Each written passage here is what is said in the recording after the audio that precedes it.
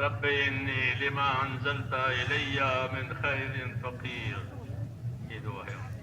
رب انی لما انزلت الی من خیر فقیر. اے پروردگار جو خیر بھی تیری طرف سے آوے میں آج اس کا محتاج ہوں اور ہر وقت اس کا محتاج ہوں. تیری خیر کا محتاج ہوں. ایک ہی دعا رب انی لما انزلت الی من خیر فقیر. بس یہ دعا تھی کہ دروازے کھل گئے. سارے دروازے کھل گئے. شعیب علیہ السلام کی طرف سے طلبی ہوئی تو شعیب علیہ السلام کے گھر پہنچنا ہوا, ان کے پاس جانا ہوا, پہچان ہوئی. تو انہوں نے تسلی کر دی کہ اب گھبرانے کی بات نہیں ہے. نجوت من القوم الظالمین, تم کو اللہ نے ظالم قوم سے نجات دے دی ہے, اب تم یہاں یہی رہو گے. تو سارے مسائل حل ہو گئے. جی ہاں, کسی ملک میں جاویں تو وہاں کی شہریت لینی پڑتی ہے, ویزے لینے پڑتے ہیں, تو وہ سب ہو گیا کہ ہاں یہاں آپ رہیں گے, 8 سال رہو, 10 سال رہو, تمہاری مرضی ہے. جی ہاں, تو لمبی شہریت مل گئی, پھر شادی ہو گئی. مطلب کہ سارے مسائل حل ہو گئے. آخر میں نبوت بھی مل گئی. دعا مانگی تھی رب انی لما انزلت الی من خیر فقیر, کہ جو بھی خیر آپ کی طرف سے آوے مجھے اس کی حاجت ہے. تو ساری خیر اللہ نے دے دی. یہ بات قرآن کریم میں اور اس قسم کے قصے قرآن کریم میں اللہ تعالیٰ نے نبیوں کے اس امت کو سنائے. اس امت کو نبیوں والا کام کرنا ہے. اس لیے ان کو نبیوں کے قصے سنائے ہیں, نبیوں کے حالات سنائے ہیں, نبیوں کے ساتھ نصرتیں مددیں ہوئی ہے وہ بھی بتائی ہے.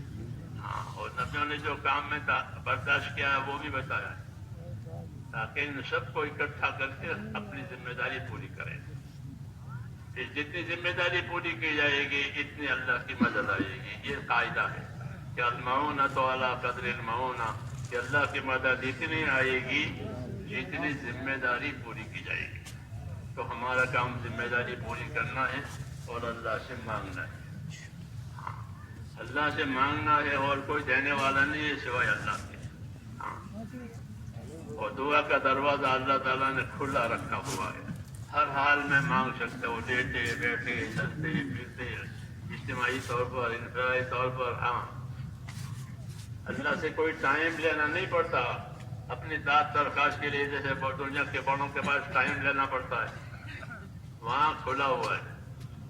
جب چاہو مانگو. جی ہاں, جب چاہو مانگو. مانگنے سے خوش, نہ مانگنے سے ناراض. اس لیے اپنا مزاج دعوت والا بھی بنانا ہے تاکہ بندگی کا حق ادا ہو جائے. کیونکہ دعوت بندگی کے حقوق ادا کرنے کے لیے ہوتی ہے. اللہ دعوت دیتے ہیں عبادت کی اور بندگی کی, تاکہ بندگی کے حقوق ادا ہو جائے. پھر حق ادا کر کے اپنی محنت مزدوری مانگی جائے. محنت مزدوری مانگی جائے. محنت کرنے والے کی مزدوری ہوتی ہے, اس کو مزدوری دی جاتی ہے. تو اللہ نے وعدے کیے ہیں مزدوری دینے کے لیے. جی ہاں, کہ یہ کرو گے تو ہم یہ دیں گے, یہ کرو گے. فضائل پہ سارے وعدے ہیں.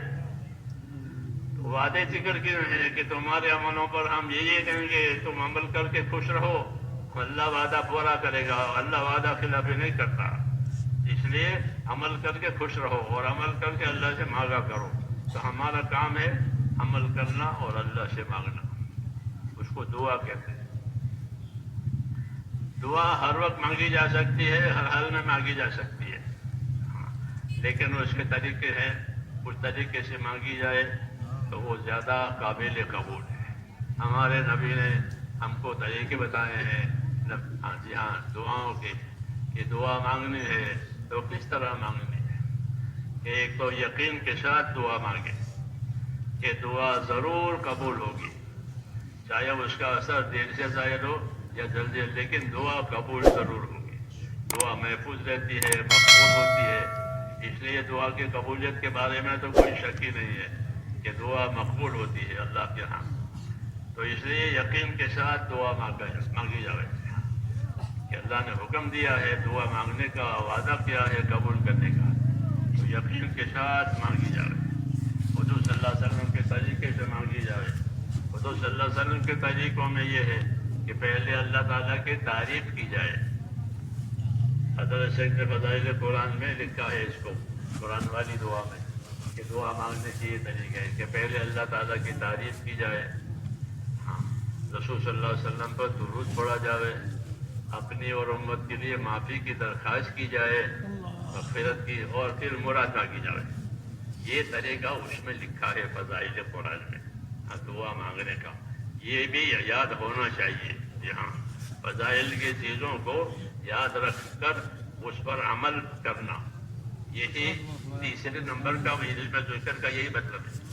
خالی پھرنا کافی نہیں ہے، کسی بھی چیز کا پھرنا کافی نہیں ہے. ہلکا ہل کھیت میں پھرے اور چلے کوئی کافی نہیں ہے، چکی چلے کوئی کافی نہیں، بلکہ کچھ کرنا پڑتا ہے حرکت کے ساتھ.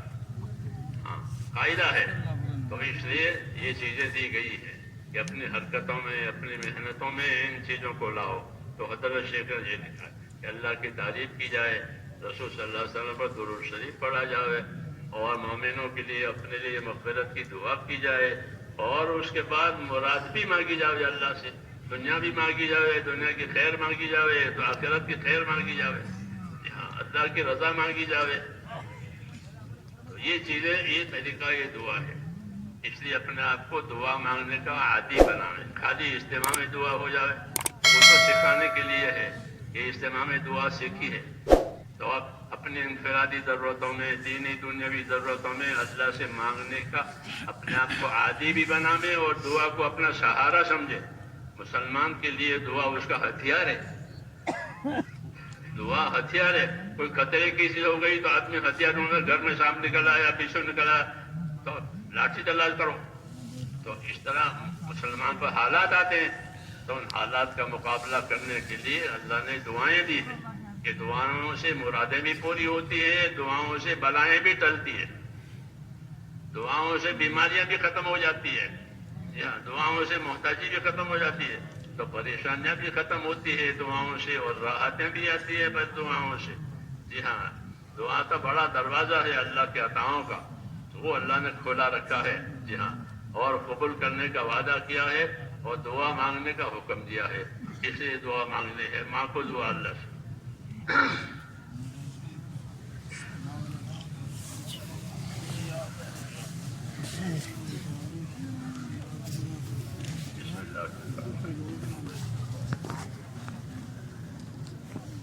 اللهم لك الحمد كله ولك الشكر كله ولك الملك كله بيدك الخير كله إليك يرجع الأمر كله.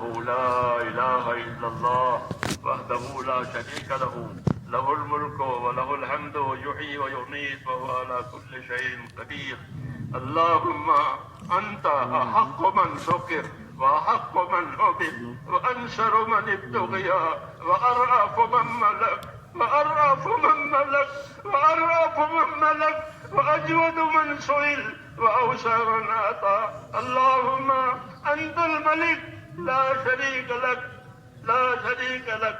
اللهم أنت الملك لا شريك لك ولا ند لك، لا إله إلا أنت سبحانك إني كنت من الظالمين.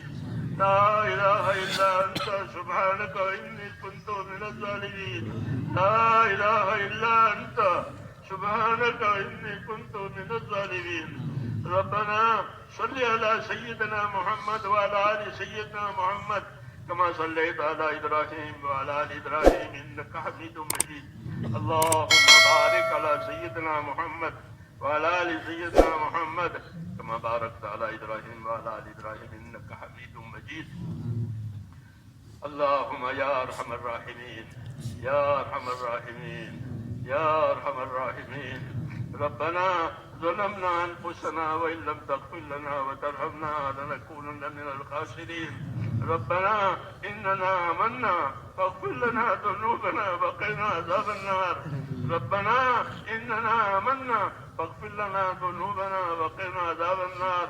اللهم اغفر لي ولوالدي واغفر يا رب لجميع المؤمنين والمؤمنات والمسلمين والمسلمات الأحياء منهم والأموات ولإخواننا الذين سبقونا بالإيمان ولا تجعل في قلوبنا غلا للذين آمنوا ربنا إنك رؤوف رحيم. اللهم اشرح صدورنا للإسلام، اللهم حبب إلينا الإيمان وزينه في قلوبنا وكره إلينا الكفر والفسوق والعصيان.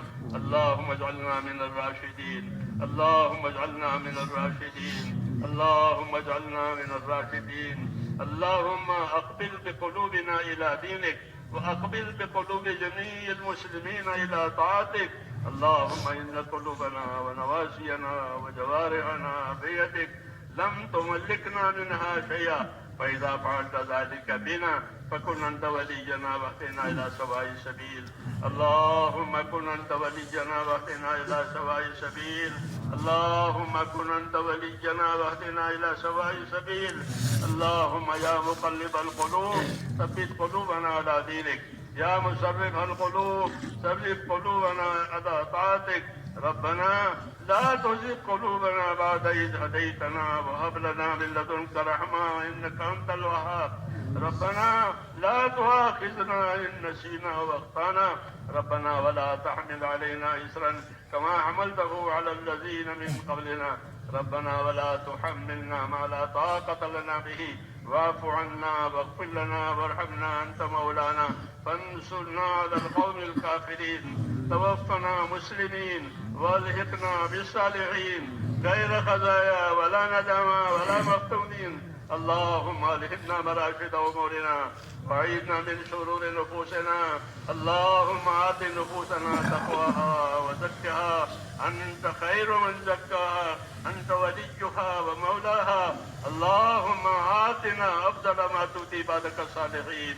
اللهم آتنا أفضل ما تؤتي عبادك الصالحين. اللهم آتنا أفضل ما تؤتي عبادك الصالحين وآتنا أفضل ما تؤتي الناس من المال والأهل والولد خير ضال ولا مضل. اللهم اجعل الحياة زيادة لنا في كل خير واجعل الموت راحة لنا من كل شر. اللهم اجعل الحياة زيادة لنا في كل خير واجعل الموت راحة لنا من كل شر. اللهم ربنا بارك لنا في الموت وفيما بعد الموت. ربنا آتنا في الدنيا حسنة وفي الآخرة حسنة وقنا عذاب النار. اللهم انصر من نصر دين محمد صلى الله عليه وسلم واجعلنا منهم. اللهم انصر من نصر دين محمد صلى الله عليه وسلم واجعلنا منهم. اللهم أيد الإسلام وأنصاره. اللهم أيد الإسلام وأنصاره. اللهم أيد الإسلام وأنصاره وأذل الشرك وأشراره. إنا نجعلك في نحورهم ونعوذ بك من شرورهم. رحمتك نرجو فلا تكلنا إلى أنفسنا طرفة عين ولا تنس منا صالح ما أتيتنا. اللهم زدنا ولا تنقصنا واكرمنا ولا تهنا وآتنا واعف عنا. اے اللہ ہماری مغفرت فرما. اے اللہ ہماری اور پوری امت کی پوری مغفرت فرما. ہم تیرے دربار میں اقراری مجرم ہیں. اے اللہ ہم کو اپنے جرموں کا اقرار ہے. تیرے پاک دربار میں ہم اقراری مجرم ہیں. اے اللہ ہمارے جرموں سے درگزر فرما. ایک ایک امتی کی مغفرت فرما. ایک ایک امتی کی مغفرت فرما. پوری امت کو اپنی توفیق سے اپنی تائید سے سرفراز فرما. اے اللہ جن کاموں سے اور جن باتوں سے تو راضی ہوتا ہو ان باتوں کے ہمیں بھرپور توفیق عطا فرما. موت تک اخلاص استقامت کے ساتھ ہم کو تیرے دین پر تیرے دین کے تقاضوں پر اے اللہ ہم کو قائم دائم فرما. اے اللہ مقبولیت رحمت نصیب فرما. اے اللہ جن کاموں کی توفیق ہوئی ہے ان کاموں میں قبولیت بھی ڈال دے اور موت تک اخلاص اور استقامت کے ساتھ ہمیں اپنے دین پر قائم فرما. دین کے کاموں پر قائم فرما. ایک ایک امتی کو نواز دے. کوئی کسی کو بھی محروم نہ فرما. اے اللہ ہر خیر کے دروازے ہم پر کھول دے. ہر شر سے ہر فتنے سے ہر بلا سے ہر بیماری سے ہماری اور پوری امت کی پوری حفاظت فرما. اے اللہ ہماری حفاظت فرما. ہمارے دینی امور کی حفاظت فرما. ہماری حفاظت فرما. ہمارے دینی امور کی حفاظت ربنا سلمنا وسلم ديننا ربنا سلمنا وسلم ديننا ربنا سلمنا وسلم ديننا ربنا لا تجعلنا فتنة للقوم الظالمين ونجنا برحمتك من القوم الكافرين فاطر السماوات والأرض أنت ولينا في الدنيا والآخرة توفنا مسلمين والحقنا بالصالحين غير خزايا ولا ندامة ولا مفتونين. اے اللہ ہم پر اپنا فضل فرما اور ہر خیر کو ہماری طرف متوجہ فرما، ہر شر سے ہماری پوری حفاظت فرما، ہمارے دینی کاموں کی، دعوت کے کاموں کی، مدارس کی، مساجد کی اور جتنے ہمارے دینی امور ہے اے اللہ اس کی حفاظت فرما دے، مخلصین کو مستخلصین کو تیرے کاموں پر جمع فرما دے، ہر شریر کی شرارت سے، ہر فتن کے فتنے سے، ہر خلل الناس کے خلل نازی سے، اے ہر ظالم کے ظلم سے ہماری اور ہماری تمام دینی امور کی پوری حفاظت فرما، پورے